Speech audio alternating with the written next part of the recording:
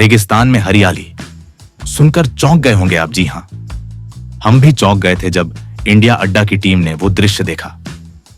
शुरू में तो लगा शायद थोड़े से इलाके में ऐसा होगा, लेकिन जब हम भारत के सबसे कोर रेगिस्तान वाले इलाके में चलते जा रहे थे और करीब 150 किलोमीटर की जर्नी में हमें यही दृश्य दिखा, तो हमें लगा यह कोई साधारण बात नहीं है, क्योंकि इस पड़ताल में हम राजस्थान के थार रेगिस्तान के उस इलाके तक पहुंच चुके थे जहां रेगिस्तान आपको चौंकाता और अपना असली रूप दिखाता है। इंडिया अड्डा की टीम इस रहस्य को समझने के लिए पाकिस्तान बॉर्डर तक पहुंच गई और इस आने जाने की 300 किलोमीटर की यात्रा में जो हमें दिखा वह हमें आश्चर्य में डाल चुका था। सवाल यही था कि भारत के थार में यह हरियाली कहां से आ रही है। क्या यह कोई क्लाइमेट चेंज का कमाल है या फिर यह मानव प्रयास है? तो इसी पहेली को समझने के लिए हमने रिसर्च की दुनिया खंगालनी शुरू की और उसके बाद हमारी पड़ताल में वह राज खुला जो जानकर आप भी अचरज में पड़ जाएंगे। तो आइए जानते हैं कि वह राज क्या है। थार रेगिस्तान लगभग 77,000 वर्ग मील क्षेत्र में फैला हुआ है। अध्ययनों से पता चलता है कि थार क्षेत्र में सभ्यता लगभग 50,000 साल पहले पनपी थी। क्वार्टरनरी साइंस रिव्यूज नामक पत्रिका में 5 साल पहले छपे एक लेख और अन्य रिसर्च के अनुसार लगभग 162,000 साल पहले राजस्थान के बीकानेर में एक नदी बहती थी जो थार रेगिस्तान क्षेत्र में आधुनिक नदी और सूख चुकी घग्गर हकरा नदी के रास्ते के बारे में सबूत है। लेकिन थार की बढ़ती शुष्क जलवायु परिस्थितियों ने नदी को अवरुद्ध कर दिया।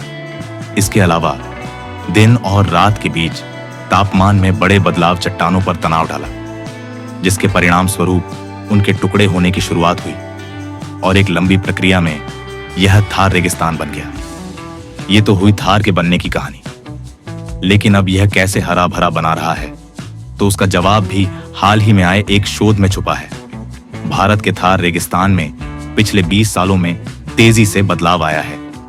2001 से 2023 तक यहां वनस्पति में 38% की बढ़ोतरी और बारिश में 64% की वृद्धि देखी गई है। शोध पत्र में शोधकर्ताओं के हवाले से कहा गया है कि धरती पर किसी अन्य रेगिस्तान में इसी अवधि में बारिश, हरियाली और लोगों में इतना इजाफा नहीं देखा गया। सेल रिपोर्ट्स सस्टेनेबिलिटी नामक पत्रिका में प्रकाशित एक नए अध्ययन में उपग्रह और स्थानीय आंख अध्ययनों का उपयोग करके इन बदलावों पर नजर रखी गई। शोध में कहा गया है कि साल 2000 के बाद रेगिस्तान में, खास तौर पर उत्तर पश्चिम में, बारिश में इजाफा हुआ है। रेगिस्तान में सालाना औसतन 4.4 मिमी अधिक बारिश होती है। यहां बारिश में असामान्य बढ़ोतरी देखी गई है। शोध के मुताबिक थार रेगिस्तान में सालाना 100 से 500 मिलीमीटर के बीच बारिश होती है तथा औसतन लगभग 200 मिलीमीटर होती है, जो मुख्य रूप से दक्षिण पश्चिम मानसून के मौसम के दौरान होती है। साल 1980 से 2015 के बीच इस क्षेत्र में खेती की जमीन में 74% की बढ़ोतरी हुई। सिंचाई वाली जमीन में 24% का इजाफा हुआ। इसके पीछे के मुख्य कारणों में अधिक बारिश होना और भूजल का अधिक उपयोग होना बताया जा रहा है। इसके अलावा सूखे इलाकों में खेती को संभव बनाने के लिए मानव प्रयासों की भी अहम भूमिका रही है। आप वीडियो में देख सकते हैं कि कैसे प्लांटेशन प्लान तरीके से किया जा रहा है, जिसका असर हरियाली के रूप में दिखता है। इसके लिए सिंचाई के लिए नहरों का निर्माण और बिजली की बेहतर पहुंच। ये नहरें ब्यास और सतलुज नदियों से राजस्थान में पानी ला रही हैं। इसने रेगिस्तान के कई हिस्सों को हरा भरा बदलने में अहम भूमिका निभाई है।